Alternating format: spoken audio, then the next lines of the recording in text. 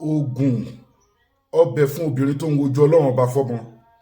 Gbogbo àwọn èyíkéyìí nínú ìpèníjà tó bá wà kó dojúkọ obìnrin náà, ọjọ́ kẹta tó bá parí píríọ̀dù ẹni kò jẹ ọbẹ̀ ìbí sí ní láì kí ibà tì ní pẹ̀lú yọ̀dá ọlọ́run wá finú ṣoyún wá fẹ́ ìgbọ́mọpọ̀n ní ṣá. Gẹ́ẹ̀tì ewé àgógó ogún, òun ni ewé àgógó ogún, òun ni wọ́n pè ní orí igún, òun ni wọ́n pè ní àparí igún. Tó bá ti gẹ́ẹ̀tì ẹ̀, gẹ́ẹ̀tì obì ipa, obì ìfin ẹyọ kan, obì ipa, obì funfun ẹyọ kan, obì pupa ẹyọ kan, fi pẹ̀lú ẹ̀. Mú ìyèré àti ata ìjọsìn fi sí, wá ìkó dídẹ ẹyọ kan, ìkó dídẹrẹ́ ẹyọ kan kó fi sí, kó wá lọ gbogbo nǹkan wọ̀nyí kó lọ papọ̀ kó kúnná. Tó bá ti kúnná, fa sínú kòkò. Tó bá ti fa sínú kòkò, lọ gẹ́ẹ̀tì gbogbo nǹkan nú ẹran màálù, wá fọ̀ kó kó lé lórí, kó wá fepo sí, kó fi iyọ̀ sí, kó fomi sí, irú woro kó dà lé lórí, kó wá ṣe ọbẹ̀ yìí. Farabalẹ̀ kó gbọ́ fídíò yìí délẹ̀, jẹ́ kí n polówó, máa ṣàlàyé fún ẹ kó má lọ ṣe mistake kó dẹ̀ fi ránṣẹ́ káwọn èèyàn jàǹfààní ẹ̀. Gbogbo ọkùnrin tó pọ̀ wà ní tí ó lè pàfọ́ọ̀mù dáadáa, tí Dakọ́lẹ̀ ń dà láàmú, arógbòsá ń dà láàmú, get caterpillar transformer àti miracle leaves ó wà effective gidi, wàá máa gbéná wọlé dáadáa.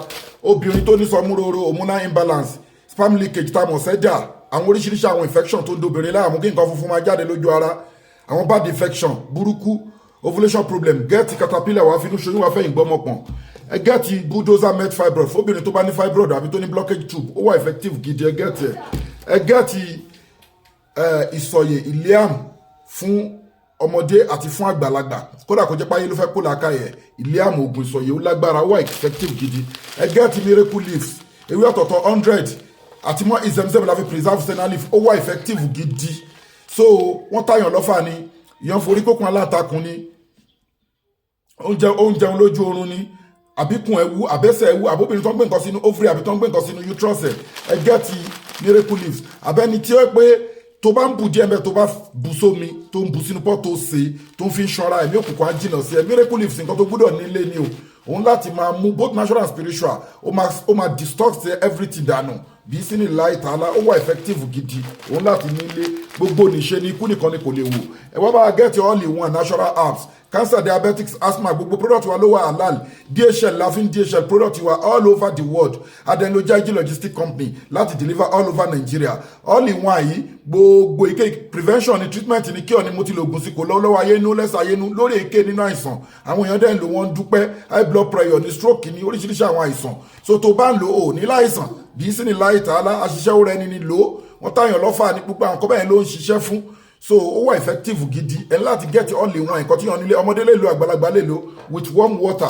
Àdèlà àwọn special powder tó yẹ pé àwọn powder ìtọ́wọ́ ẹ̀ bá tẹ̀ tó bá rí àwọn powder ẹ̀ tó bá ń rí lò, solid barrier máa wà láàrin wa àti evil world. Àwọn ẹ̀mí òkùnkùn wọn ní access sí ẹ mọ́, wà á dẹ̀ lè bẹ Ọlọ́run fún àṣeyọrí oríire.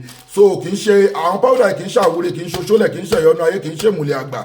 Àwọn powder tó wà effective gidi tó yẹ pé ó máa create, ó máa lé èṣù, àwọn ẹ̀mí èṣù wọn ní access sí ẹ. That is all. Àwa láwọn special package tá a máa ń ṣe fún àwọn tó bá ní cancer, tó ní diabetics. Àwọn tó bá ní diabetics àti special package tá a máa ń fún wọn tó jẹ́ pé tí wọ́n bá lò within a month sugar bá kúrò ní system wọn. Ọkùnrin tí wọ́n mú nǹkan ọmọkùnrin àní special package fún tó jẹ́ pé nǹkan ọmọkùnrin ẹ̀ tí wọ́n fún ó ti lo oògùn ìdákọ́lẹ̀, ó ti lo aróbòsá, ó ti lo oríṣiríṣi, ó ti mu ògógóró àgbo, ó ti fẹ́ dológógóró. Gbìyànjú àní package tá a máa ń ṣe tó jẹ́ pé wọ́n ti mú nǹkan ọmọkùnrin èèyàn. Bẹ́ẹ̀ ni adẹ̀ ní package tá a máa ń ṣe fóbìnrin tó ń wojú Ọlọ́run ọba fọmọ torí ètò ọmọ ó ní the guidance. So kò síbi tẹ́ wà, ètò àdúrà wà, ètò sàárà wà, ètò àwẹ̀ wà tó legit, àwọn powder tó jẹ́ halal powder wà tá máa ṣe fún ẹ bí sí ní láì tààlà. Contact Global Dahiratu Islamic Organization Health and Spiritual Department lórí nọ́mbà yìí +27 61 295 6389.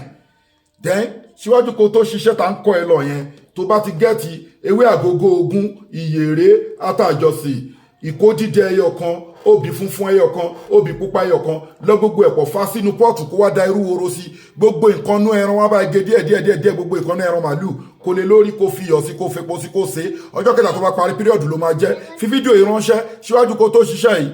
Nǹkan tó bá lágbára fi sákàǹtì àwọn ọmọ aláìní, àkáǹtì nọ́mbà ní fáwọn ọmọ aláìní 0123 21 42 54. Àkáǹtì nọ́mbà fáwọn aláìní 0123 21 42 54. Wema Bank of Nigeria. Inna li izata lillahi jami'a. Gbogbo agbára Ọlọ́run ọba lónìí. Èyíkéyìí nínú pé wọ́n di oyún mọ́ nínú, wọ́n fẹ́ kó lóyún, wọ́n fẹ́ kó ṣe kí tó bá ti parí píríọ̀dù ẹ̀ jẹ́ ọbẹ̀ yìí lọ́jọ́ kẹta, wàá rí bí sí ní láì tààlà, wàá conceive. Gbogbo ẹ̀yin tí ẹ ń gbádùn ètò wa organisation wa ẹ fi Hajj àti Umurah slot ẹ fi ta wá lọ́rẹ nínú organisation wa aláwọn èèyàn tá a máa fún ẹ fún wa ẹ fi Hajj àti Umurah slot ẹ fi ta organisation wa lọ́rẹ aláwọn èèyàn tá a máa fún tó máa jẹ́ sádàkọ̀ fún yín má sàlámù wa ilà lè kọ́ ẹ̀.